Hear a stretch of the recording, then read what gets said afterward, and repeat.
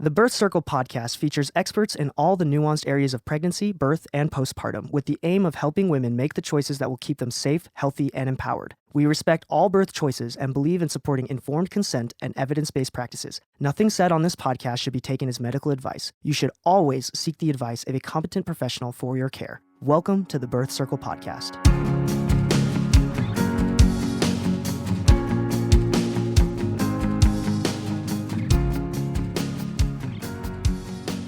This is Sarah with Birth Circle, and today I have Marie Bigelow, and Marie is the author of the Sacred Gift of Childbirth. So I'm so excited to have you here with me. Thank you for joining me today. And we're going to be talking about, of course, all things birth, but specifically music and birth. And I'm really excited to explore this topic with you. Well, thank you. I'm excited to talk about it. So I always ask, how did you get started in the birth world? Well, looking back at my childhood, I definitely think I was always interested in hearing the birth stories of the women around me. But when I really got sucked in was when I was getting my undergraduate degree at Utah State University. I was a young newlywed, and I was going to school with one of my best friends who was also a young newlywed.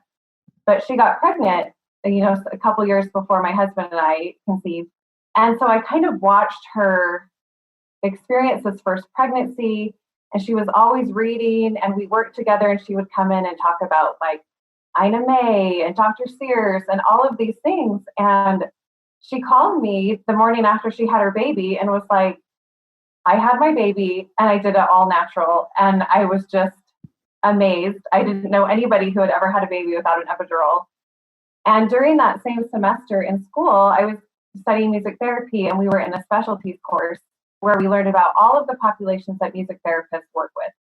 And a lot of music therapists work like in a nursing home or special education. And we had, I'm not kidding, maybe 20 minutes on music and childbirth. And it was kind of like this light bulb went off, and I was like, that is what I want to do. Wow. I want to learn music therapy. And so it was like that night, we're searching online how to become a doula.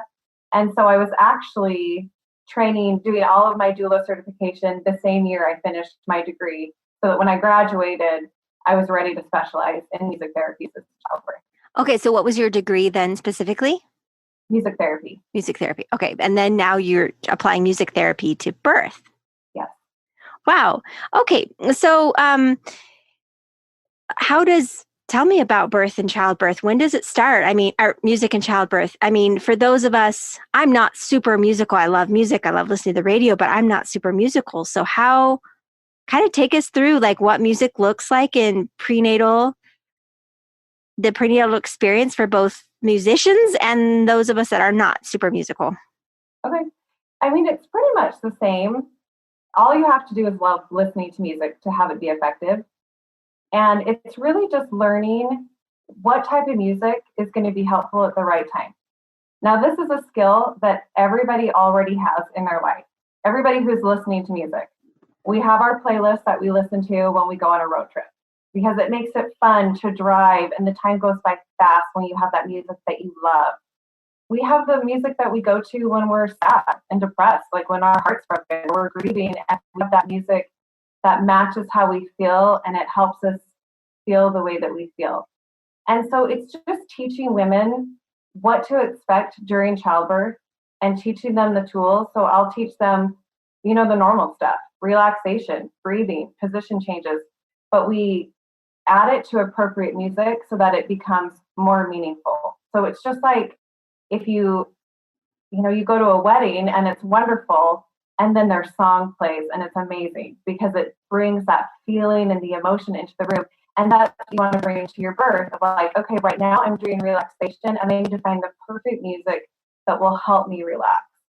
And so you don't have to be a musician to have music be effective. You just have to be somebody who already likes listening to music, which most people already do like that. So you're basically helping people find their birth song, quote, and then helping them like learn to relax to that so that it becomes a trigger for relaxation during labor? Yes. So the cool thing about music is we all respond to it, whether we want to or not, or whether we practice. So that's why if you go to like a basketball game or professional sporting event, they're playing jock jams, right? It's loud, Mm-hmm. it's fast, because they know that if they play loud, fast music, we will get amped up. Mm-hmm. And it's the same way like a church. If a church really values like that quiet, reverent atmosphere, then they're playing like that soft, quiet music when you walk in. And it tells you how to act. And we, as humans, we listen to the music. Our heart rate will try to match. It's called entrainment. Our heart rate will entrain to the beat, whether we want it to or not. So we're all kind of really What? into, yeah. I didn't know that. Yeah, it's called like a phenomenological physiological response. Like you don't have any control over it because we're rhythmic creatures. So our heart rate is rhythmic, our breathing is rhythmic, and we want to be in rhythm with the world that's around us. Okay, so if my child is having a tantrum, I can throw on some calming music and it works not just because it's calming, but because it actually slows down their heart rate. Yes. That's Now, it awesome. might not be instant. Like if you're fighting against something, you would want to kind of start high and work your way down. Yeah. Because if it's too opposite of where you are, then you kind of fight with it. And that's Yeah, that makes sense. For too. Like a lot of times people think like, oh, I want to bring like my favorite dance music or my pump you up music. And then they turn it on and it doesn't work with what they're doing because the key to birth is often relaxation. Mm-hmm. And so if it doesn't work with how you feel or what's going on, it's not as supportive. And you can kind of start off a level and slowly bring it down or slowly. Oh, I've totally been at births where the music is jamming and then all of a sudden the mom will be like, turn it off. Yeah. Like freaks out. And we're like, okay, it's off. Yes. And so then and we're done. It's not the right music for the right time. It has to match what you're doing. Yeah. But going back, so you said like the music can trigger you. So then once you kind of know, like, I want to use this type of music when I'm doing relaxation. I want to use this music for my imagery, whatever you're working on. Then the more you practice and you do get this, it's called an autogenic response, which basically just means an automatic response. And so it takes away that pressure of memorizing. A lot of people are worried that they read the book, they take the class, and then they get into their labor and they're like, what do I do? I don't remember. Mm-hmm. You practice with your music, you turn it on and your body knows what to do. Because if you have done the same breathing technique or the same imagery exercise every single time you listen to that music, you'll do that when you listen to the music, whether you remember to do it or not. Your body will just naturally do it. Yeah. Wow, so that's so cool. Really effective, and it's really non-intimidating because you just have to listen. You just have to listen and breathe. So I want to talk more about music in the postpartum period and bonding. But first, I want to ask you about your book. Tell us about what made you decide to write a book and then what's in your book. There's a ton in my book. What I really wanted to do was give like a really concise resource that has everything that you need to know to understand. So it has a ton of statistics, a ton of data. I'm a really scientific minded person. Yeah. I really want to know, like, show me the data, like, why are we doing this? And so I have a big emphasis on evidence-based practice. We do things because the evidence says to. We don't do things because culture says to, because that's how my mom did it, because that's how my sister did it. Like, let's really look at making decisions based on evidence. Yeah, and a lot of things have changed based on evidence just in the last 15 years, I've noticed. That even what we think of as the very stagnant, very, the culture, the industry that you never change. And now things like cord clamping or the routine use of forceps or those are all changing just even in the last 15 years based on evidence. Absolutely. And I mean, I've been a doula for 17 years and I've seen so much positive change. But when I started writing my book, it was really at the beginning of my career was when I got the idea. I was having just some connections of my own as I was attending births as a doula. I was having my own children by then, and just really researching and thinking like, wow, birth is so much more than I ever thought it was. Mm-hmm. It's not just this really hard, scary physical thing that you do to have a baby. It's this amazing physiological experience that changes your brain chemistry, changes the way you bond with people, changes the way you behave, changes the way you feel for the good or for the better, or for the good or for the worse. It would be wonderful if it was just for the good and the better. But Right. for better or for worse, this experience changes who you are. And I just felt like back then I was the only one feeling that way. Obviously, I wasn't. And there are plenty of women now, and it's so much easier for us to find each other now that there's social media. Oh, yeah. But when I became a doula, I didn't even have a cell phone. You didn't have what? A cell phone. Oh, a cell phone. Yeah. So, okay, that dates you, my friend.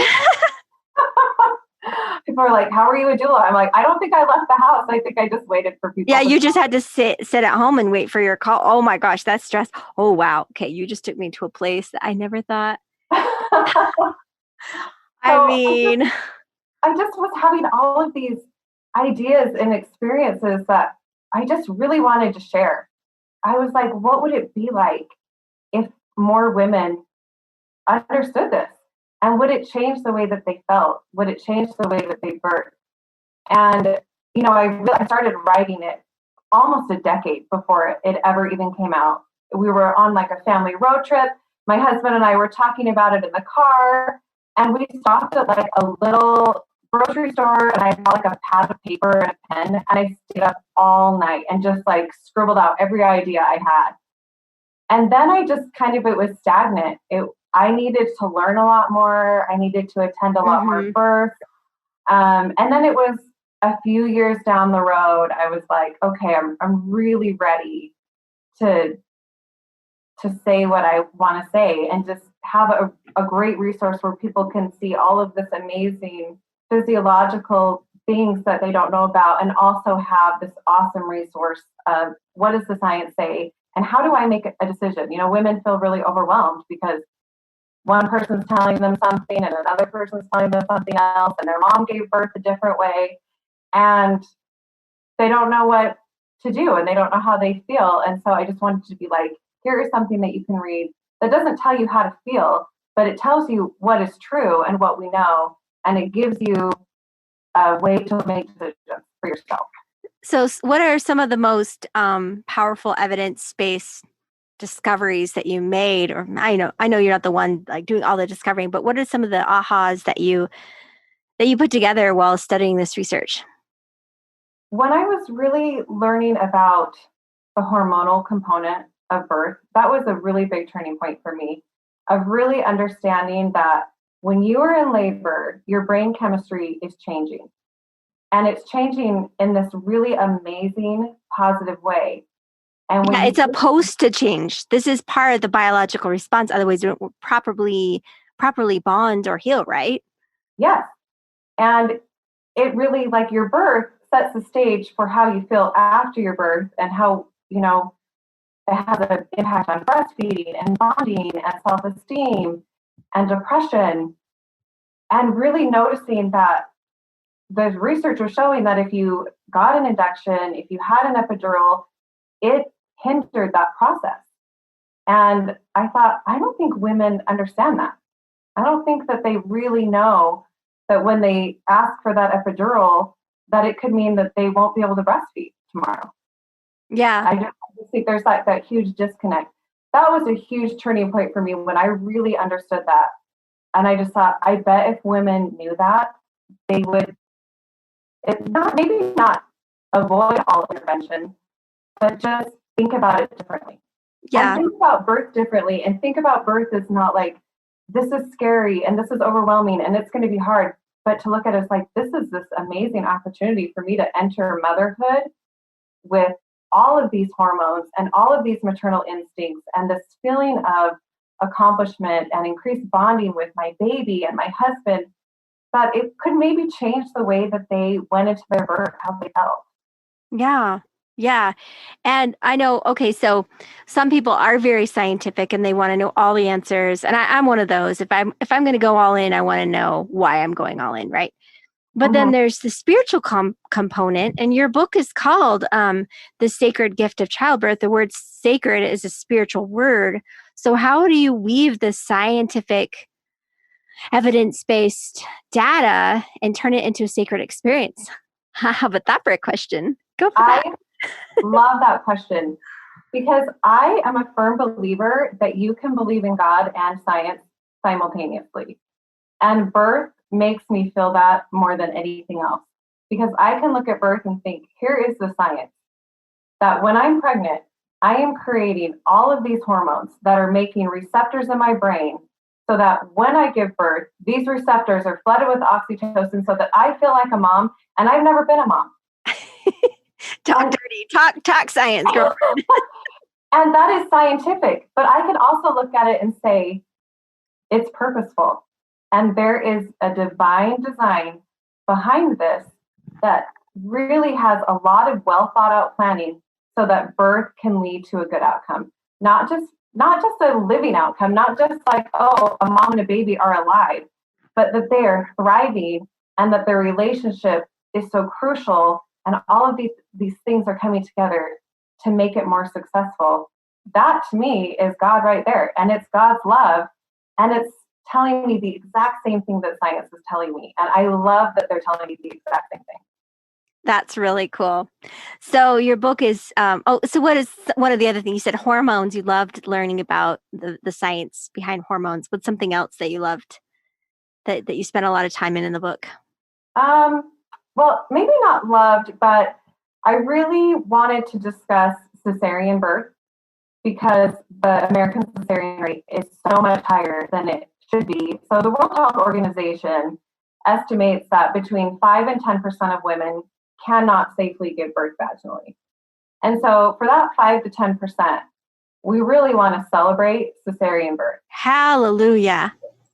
Again, seriously. And I don't ever want to say like, we shouldn't be having cesareans, but we also need to be looking and saying, okay, well, if at most 10% need it, why are 33% having it? And what are the long-term ramifications of that many women having cesareans? And so I broke down my cesarean chapter really saying like, here's the reasons why doctors are saying they're giving cesareans. And here's the evidenced reasons why we should. And they're not the same list. Mm-hmm.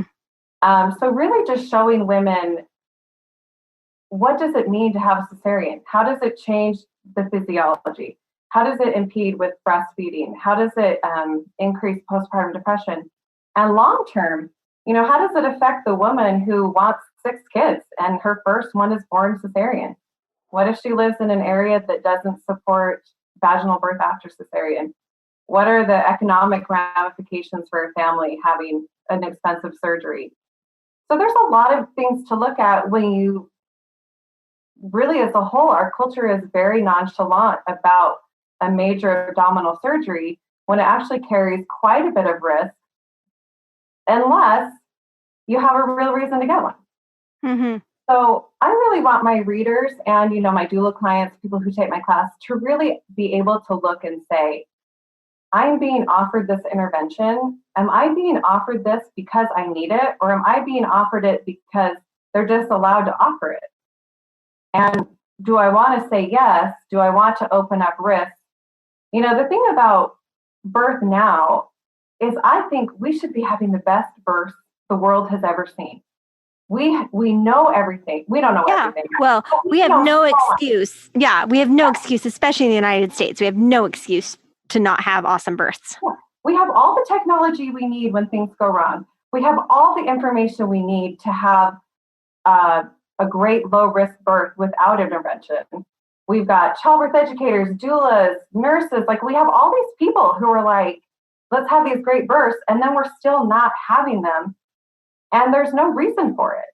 And so to really just give women that empowerment of like, you have every tool you need to have an amazing birth.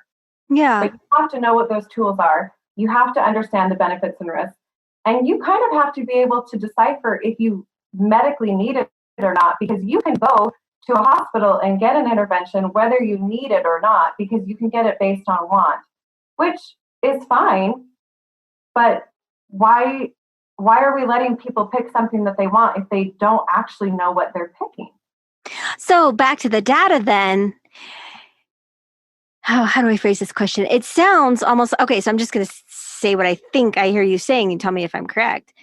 It feels like your data, your love of data gives the birthing person all of the information she needs to then make a spiritual decision.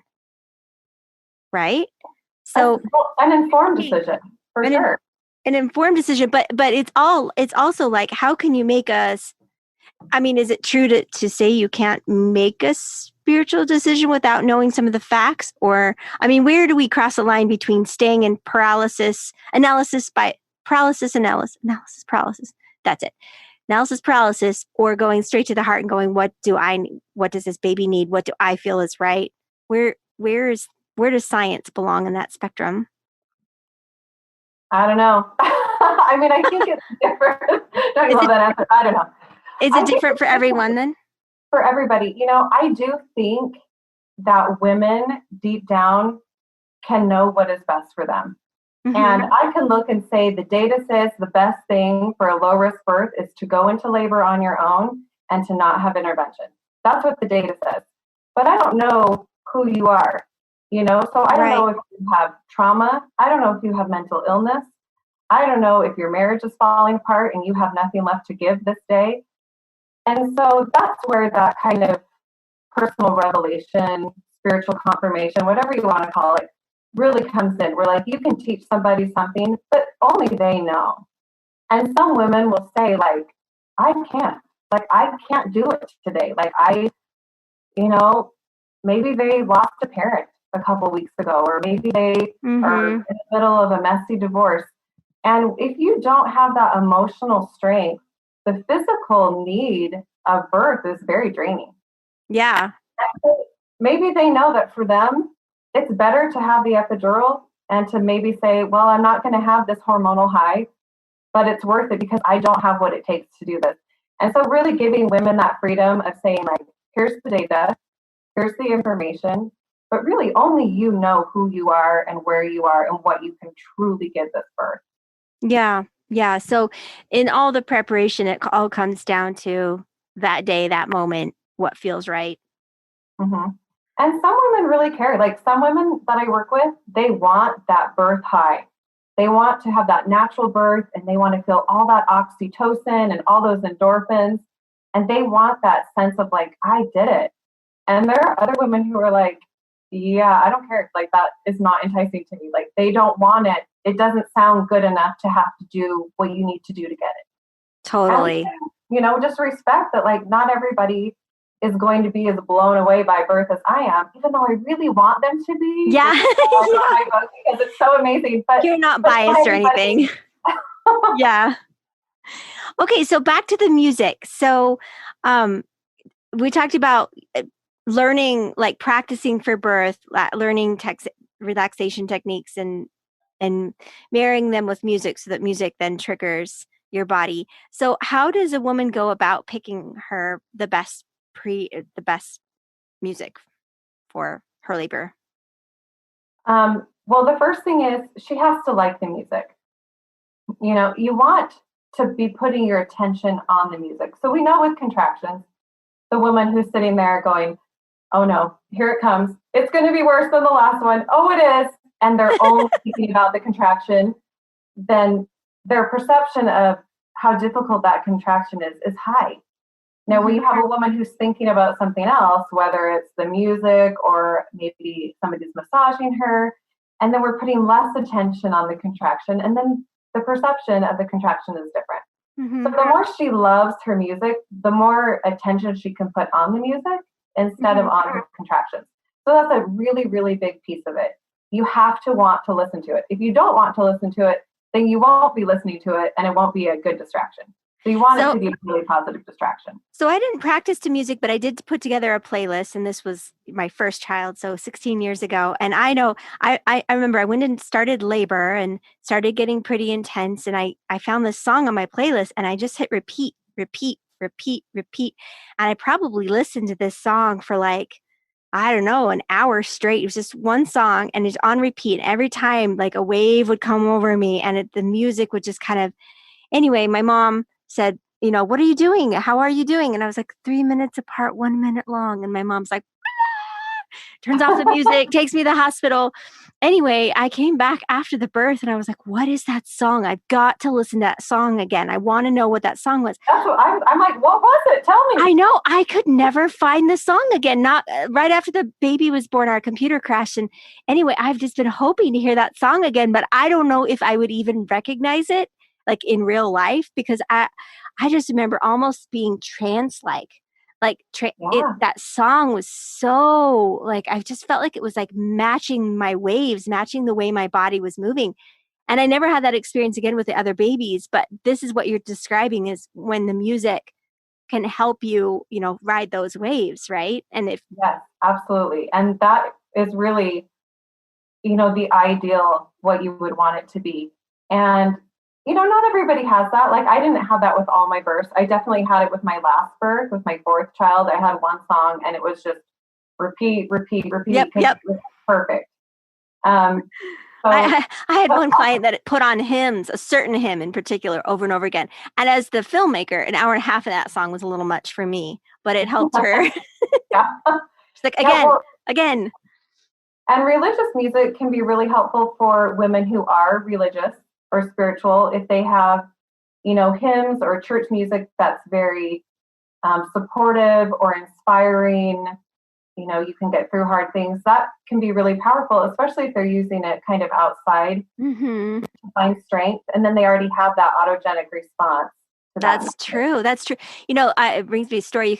They can find it on my website, on The Touch of Life. But Marcia, she's a midwife from Liberia, and she came over here to give birth, and out of her element, right? And then things were getting heavy, and she asked us to Google a certain artist that was back from home. And I do, now that you're saying that, I remember we turning on that music and her whole body just relaxing. And then she started singing with this gospel music from home. And it was just like magic to her. Oh, that's awesome. And I really would love to see more women singing or chanting during their birth. It's really not something that American culture prepares you for. Like nobody wants to be the woman in the middle of the room on a birth ball chanting, Yeah. But there's so much that singing can do. It really gets like your blood flowing and it gets your immune system working. It patterns your breath. It releases endorphins. It releases neurotransmitters that make you feel good. Plus, you have to relax, right, to make the sound at all. You do have to. And so I would love to see women singing more, and even singing to their babies, singing in utero, singing after they're born, singing to them for years after. There's so much benefit in singing with just your physiological body responses, like I just listed, but also with bonding and affection. And it's something that I wish was a bigger part of American parenting culture. It's true. We've kind of lost the art of lullabies. Yeah. And the wonderful thing about lullabies is you're training your kids the same way that you train yourself with labor. So you say, here's my labor music. Every time I listen to it, I'm going to breathe this way. I tell my clients, breathe in strength, breathe in courage, breathe in what you need, and exhale what you don't need. Exhale any fears you have, any muscle tension, any toxicity. And you're training yourself to do that. And then your baby can be born and you can sing to them and you train them that, every time mom wraps you in a blanket and sings you this song, you get tired. And it's really nice to train your baby to be tired and to help them settle. And so my husband and I, we actually wrote a lullaby for all of our children. And I still sing it to my baby who's now 8 because there's no one else to sing to. But I remember when my oldest was like 3 or 4 years old, and I started singing to her to calm her down because she was really upset. And she looked at me and said, "Don't sing to me. You always make me tired." And I was like, that's the point. That's why I've been doing it. That's awesome. I never thought about that. But you're basically setting them up for a trigger, although triggers are not usually a positive thing. But in this case, it's just an automatic response to the music. So it can be really powerful to just be like, all right, let's figure out how our nap time, our snuggle time, and this isn't new. I mean, you can find tons of baby care books that talk about the bedtime routine, whether it's the bath or the swaddle or the nursing. And the singing can just be another part of that bedtime routine. I found it to be a lot easier than a nighttime bath and massage because you could do it pretty quick. And I just love to sing. But it can be a really powerful thing. And babies also really love being on somebody's chest when they're sung to because they can feel like the vibrations of the voice, especially dad's chest because it's bigger. And so his vocal cords are thicker and the rumble vibration is stronger. And so just laying your baby on your chest and humming or singing can be so soothing. Yeah. Wow. I'm about ready to go crawl up on my husband's chest. Sing to me, honey. Yeah, it does sound dreamy. But you're right. As a tiny little human curled up on the person that you trust and then feeling that vibration and hearing those tones that mean relaxation and safety and warmth. That's and then you add in the skin to skin element. And then you've got the oxytocin and the bonding. So you can really even talking about it, like I'm bonding here. Marie and I are like best friends now. I know. Wow, that's so cool. And so what do you think about, so I guess it stands to reason that this would help in the postpartum period as well, regulating emotions and thought patterns and. Absolutely. I really encourage my clients to do a whole playlist of oxytocin. And you can get oxytocin. Well, I guess I should explain what oxytocin is in case somebody doesn't know who's listening. Oxytocin is the hormone of love and bonding. So it's kind of what gives you butterflies in your stomach when you're dating. And the more oxytocin you have, it kind of codes you for that long-term relationship. So oxytocin is really important postpartum. We're creating oxytocin when we breastfeed, and we want to have a lot of interaction with our babies with high oxytocin so that we really kind of imprint on each other and really love each other's smell and want to be with each other. And so oxytocin is really, really critical for the mother-child relationship. And when you can have a playlist that creates that oxytocin beforehand, then you can use that afterwards. So let's say you had maybe an emergency cesarean or something happened and you didn't have that natural birth you wanted, and you're feeling like, oh no, I missed out on all that oxytocin. You can turn on your playlist, your oxytocin playlist, and the more you play that, if you've trained yourself to create oxytocin beforehand, then you can really increase that oxytocin after the birth. So beforehand, if you are creating oxytocin while you're pregnant, does the baby then have a reaction in utero to music? Can they hear it? Can they Yeah. What is if you're listening with earbuds all the time, then no. Obviously. It doesn't go through the bloodstream. Yeah, I know. Darn it. But yes, if you're listening to music, your baby can hear it, about halfway through your pregnancy. And so all of those familiar sounds will help a baby feel oriented and safe after birth. So when we look at newborn cortisol levels, if they're hearing their parents' voices or music that they know, they have lower levels of stress hormones. And so music can be really powerful, not just for the mom, but for the baby too, just to kind of help them be calm and alert afterwards. So if you are releasing oxytocin, then does that cross the placenta? Does the baby then feel oxytocin pre-birth, or is that just for the mama? I don't know. It's a good question. Yeah, that is a good question. I was wondering if it crosses the placenta. You asked me something I didn't know. Dang it. Oh, no.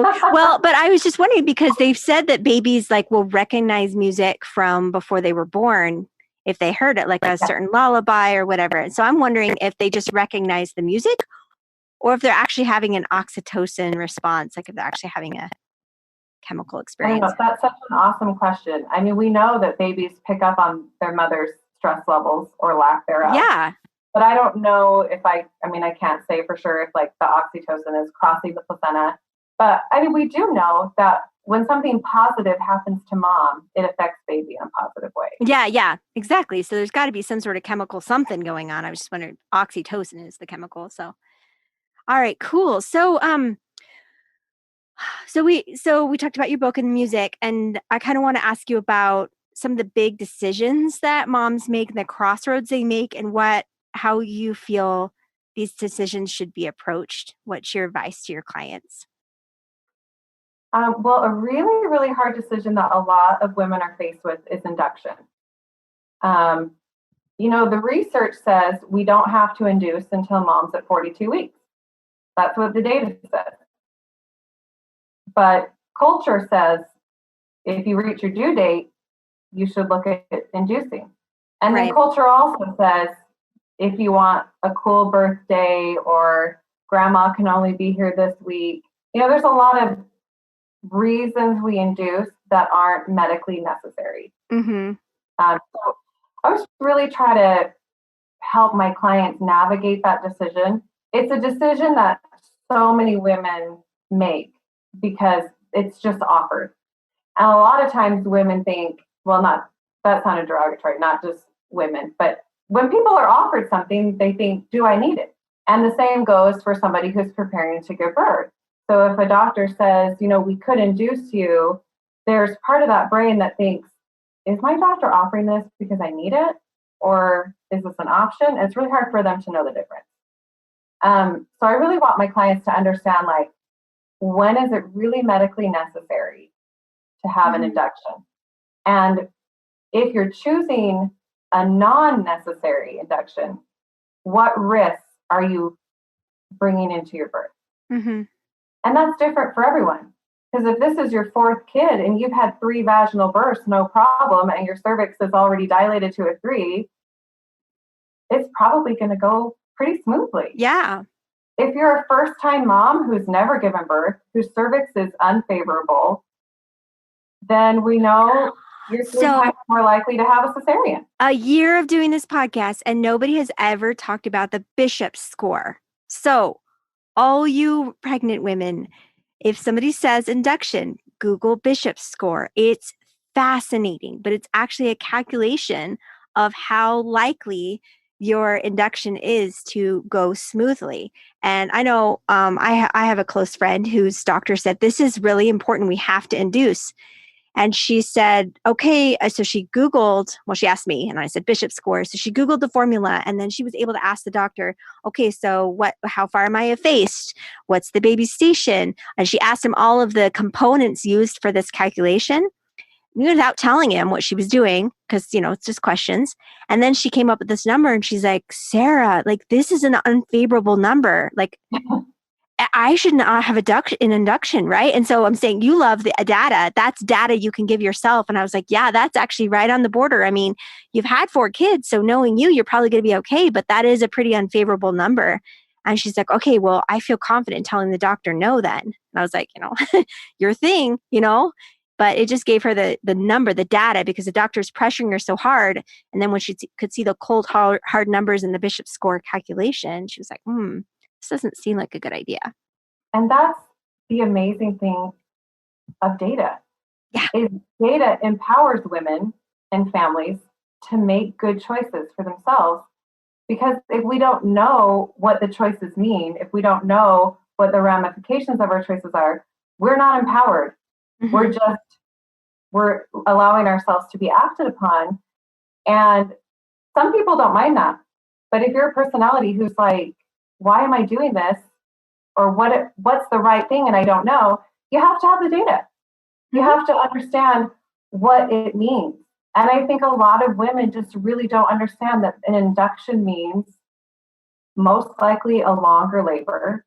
It almost always means an epidural. It increases that risk of cesarean by 3 times for first-time moms. Mm-hmm. It increases, poor positioning of the baby. And then you're not having any of the awesome stuff that helps you through birth. You're not making endorphins. Your contractions are longer and closer together than they would be with a natural birth. So it's harder to cope with and they're less effective. And so I think sometimes we just think it's casual. It's like, oh yeah, I'll just get induced and have my baby. But they don't really know that an induction means that it's probably going to be a lot longer, more difficult, and it's less likely to succeed. It's not always longer, but what you do is give up autonomous control. You give up your control earlier in the process, which I think makes it feel longer. Because in a normal labor, you may be in light labor for like 3 days and active labor there for the last 8 hours. But if you go in to be induced, you've still got to go through the early labor, but instead of doing it at home or grocery shopping or walking the mall, you're now doing it under the care of the doctor, and that can feel a little bit more stressful, or a lot more stressful. Are a lot longer and a lot harder when you're hooked up to an IV in a hospital room. When you start a clock too, they don't like. I know with mine, they said, well, you're not progressing, so we could either just stop the pit, send you home, and call this a failed induction, but your baby might die because he's so big, or could break your water and get this baby here. So you just give up a lot of time, a lot of like flow when you start letting somebody else manage your hormones. And when a medical professional says something as unkind as, well, we could let you go and your baby could die, it really takes the choice away from you, because nobody is walk out of a room after somebody has said that to them, whether it's true or not. It might have been true, or it might have been manipulation, and you don't know unless you have that information on your own. Oh, and you can't. Not while you're in labor. You can't make the discernment whether they're being manipulative or if they really believe. Well, that comes back to trusting your provider. I mean, if you trust your provider, you found a good provider for you, then you can trust their words a little bit more. But I think, at least in my case, it was mostly manipulation. Oh, I hate hearing stories like that. And I even actually too common in my book about providers, teaching readers, what is the difference between a midwife and a doctor? Which one is better for you? There are better providers for certain personality types. Oh, say it again. We're going to put that on a meme. Yes. Say it again. So I really think I really hope that my book just helps people say, like, this is important to me. That's not important to me. This rings true to me. I don't care about that. At the end of my book, I have an assessment where it just has a whole list of things, and people rate themselves 0, 1, or 2 of whether it's true, false, or neutral for them. And then it gives them a score at the end, and it kind of tells them like what the strengths and weaknesses are of that score. So if you score really low on my assessment, you're hardcore. You want a natural birth. Now, if you're scoring 4 points out of 50, you probably shouldn't have an OB. You should have a midwife. You should have someone who's as hardcore as you are for natural birth. But the downside of that is, if you don't get that natural birth, that's going to be really hard on you emotionally. And so it's kind of really like assessing your personality and your preferences beforehand, so that you can prepare, so that so that you can go to your husband or your mother or your best friend and say, I want this so bad. I might not be okay if I don't get it. And it's going to somebody who scores really high and is just like, give me everything, and really sitting them down and saying, yes, you should have an OB. And you probably, if you had a natural birth, you wouldn't like it anyway. Even if I told you all of the amazing things about natural birth, you're going to hate it. You don't want it. But you still need to know what the risks are, because if you sign up for every intervention, you might not be happy with the outcome. And so it's really just kind of helping people find out like where you are on the spectrum, so that you can really know how you're going to feel with what type of provider, what type of birth. Yeah, exactly. Wow. Okay. So where can people find your book and find more about you and connect with all the things? Marie Bigelow. You can find everything on my website, which is just mariebigelow.com. You can find the book on Amazon. You can find it at Barnes & Noble, Deseret Book. You can find me on Facebook. And you take private clients, correct? You're in Montana? I'm in Idaho. Idaho. Okay, somewhere up north and cold. Got it. Okay. Boise's not cold. Boise's okay. Boise is a little too hot right now. Oh yeah, everything's really hot right now. It was 104 this week here. But I mean, I attend births in Boise in the area. But I also I have a self-study course where I have students from anywhere. Awesome. And they can find that on your website. Yep. Perfect. And it's basically, you get the book, you get the playlist, you kind of learn it all on your own. And then after you've gone through it all, we set up a phone call or a Zoom, and I answer all your questions. I give you a pep talk, explain things that you don't quite understand. Perfect. Okay, so that's Marie, MarieBigelow.com. You can reach out to Marie, or you can also, if you have any feedback on this episode or can't remember that email or that domain, you can also always email me at media@birthcircle.com, and I will get you in touch with Marie. Thank you so much. This has been a fascinating conversation. Like, I can't believe I got an entire year and never talked about music and childbirth like this. So, well, I'm glad that I was the person that got to talk to you about it. I think it's just so fun, like your love of the math, the left brain, scientific, and then the artist part, the music, how you've kind of married the two is really cool. I love it all. I'm just like, give me all of it. I love it. Oh, so birthy. Thank you again so much. Thank you.